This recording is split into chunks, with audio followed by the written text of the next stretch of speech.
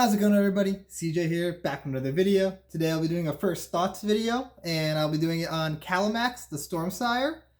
That is one of the new C20 commander cards, and so there's going to be a full deck with this card in it, and it's just my ideas about what I think would be good inside this deck if you build your own from scratch. And these cards may end up showing up inside the actual precon just because they synergize very well.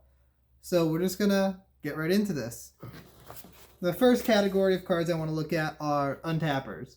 So you're going to be wanting to have a lot of mana open, a lot of lands untapped, so that way you can cast spells during each player's turn, so you can get as much value as you can, duplicate as many spells as possible, get as many counters as possible.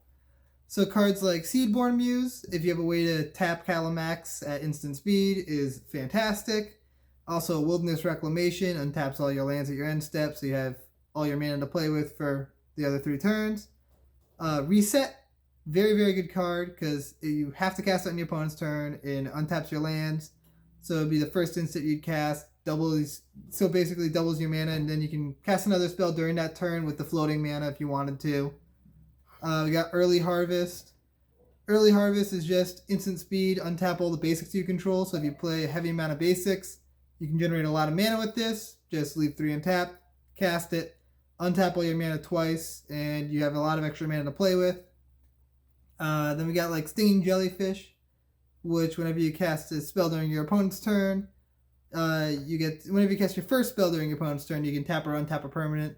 So if you have, say, like a 1 mana spell, you can basically cast it for free and get a free duplicate spell because you untap the same land.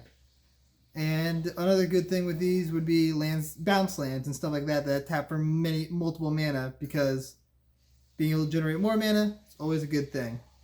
Next category I want to go into is the tappers. There's a lot of ways that you can tap Kalamax without actually attacking, so you're going to want to have those in case there's no safe attack to go for, so that way Kalamax can be tapped, because his ability only works if he is tapped. So some of the ideas for that I have are Cryptolith Right, which lets all your creatures tap for mana. There's Holdout Settlements, which is actually a land which taps for colorless, or you can tap it and a untapped creature you control to add 1 mana of any color. So it turns your commander into fixing for you. And Springleaf Drum does the same thing as that. You can use something like Puppet Strings to just manually tap it. And you can use vehicles. So you can have it crew a vehicle during your opponent's turns to count as tapping it. So you can have Smuggler's Copter during your turn, tap its crew, attack, draw a card, discard a card, goes to the other, and then you're safe. Commander's safe, it's tapped, you're ready to cast your instance in your opponent's turn. Then also cards with Convoke, because you can use your commander to convoke those spells out. Specifically Quarter Calling, that's probably the best one. It's also instant speed, and due to the way the actions work out, if you use Kalamax to convoke out Quarter Calling, it would still double because it's part of the casting cost, and costs are always paid before it's casted. So that works out for you, so you get double Quarter Calling. And you can use something like Smoke to just keep your commander tapped and to slow down your opponents and protect yourself a little bit there. Next up, we got stuff that deals with counters, because Kalamax, you plan on having a lot of counters built up on this thing. You want it to be big so that way you can win. So that way you can kill people with it, commander damage, and then use stuff like Rogue's Passage to just get damage in. Some good counter synergies are like Hardened Scales and Doubling Season to be able to increase the number of counters you get. There's other forms of them that you can throw into the deck if you really want to go full in on the counters. And if you really want to go full in the counters, you can use Simic Ascendancy as a good win con for that. And that would be a very interesting way to win the game. And you could just play a control package with Kalamax there and just control the game while you slowly gate the counters and then win the game off Simic Ascendancy. Another good set of cards are the instants that untap lands when you cast them. Cards like Unwind, where you can cast it during your opponent's turn to counter a spell, and then untap 3 lands you control. So you essentially get the card for free, so you have more mana to play with during your opponent's turns. and therefore are able to capitalize on the doubling more. And there's also stuff like, so there's Unwind, there's Frantic Search. That's a really good one to get doubled because just a lot of card value. We got Rewind, which is another counter spell, and Snap, which lets you bounce a creature. And next category I want to talk about is copies. So another way you can build a deck is around trying to copy the spells as much as possible. Stuff like Bonus Round, which, let me double check this really quick. I'm pretty sure Bonus Round is an instant.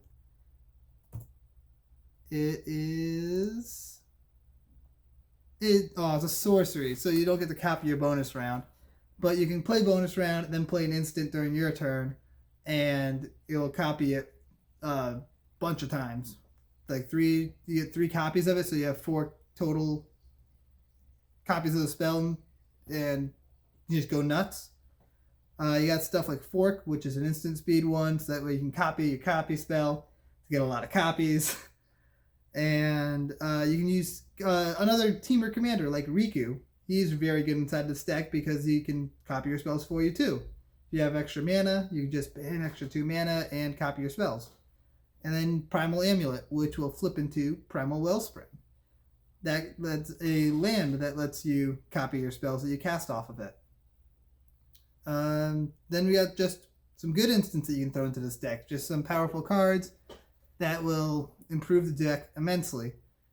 Stuff like Nexus of Fate. Get double extra turns. Pretty good. High Tide. Because who doesn't want the islands to tap for triple mana? Beast Within. Blow up 2 permanents. Hero. Go sack 2 lands, untap 4. Or go sack 2 lands, get 4 untapped lands. It pays for itself. It's just a ritual. And it ramps you, which is huge. It's a ritual that permanently ramps you. It's very, very strong in this deck. And, oh, I forgot to mention in the copy, sorry. Also, Wart the Raid Mother. That's a really good one. I think it's Raid Mother, right? Yeah. Wart the Raid Mother. With the conspiracy thing, it lets you tap. It's another way to tap your creature. Another way to tap Kalamax while copying spells. It does everything that you want to do. It's really, really nice. It's a really nice card in the deck. Yeah. And then we just got some value cards. So we got like Rashmi, which that gives you card advantage when you cast your first spell each turn. And since you're going to be casting a spell during everyone's turn, a lot of card advantage there. Brineborn Cutthroat is like a mini Kalamax. Just gets the counters, gets bigger. So it gives you a good creature that gets sizable. There's Glenelenge Pranksters, which is an interesting card because it makes it so every single instant that you have can also protect your board by letting you bounce creatures to your hand. So it just lets you protect everything. So someone tries to blow something up, in response you just cast an instant and turn it to your hand so you can save it. And then we got Wave Break Hippocamp. When you cast your first spell during your opponent's turn, draw a card. It's pretty good. Especially, it helps you chain more instants together, make sure you have a full grip of cards so you can do what you want to do. And Niv Mizzet, the Niv Mizzet Perrin, because, again, card draw off your instants and sorceries, plus damage. It's solid. And so, these are my ideas for Kalamax. There's also another build you could do. You could try a Voltron build and do stuff like Berserk or Become Immense, and just during your turn just make them huge to try to one-shot people. Throw in stuff to make it unblockable and just hit people hard. So yeah, that's what I have for my first thoughts of Kalamax.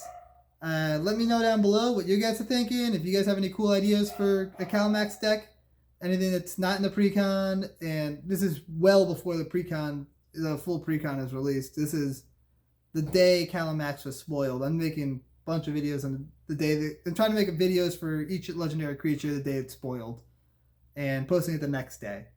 So yeah, hope you guys enjoyed this video. If you did, please remember to like, comment, subscribe, and check out my Twitch, check out my Patreon.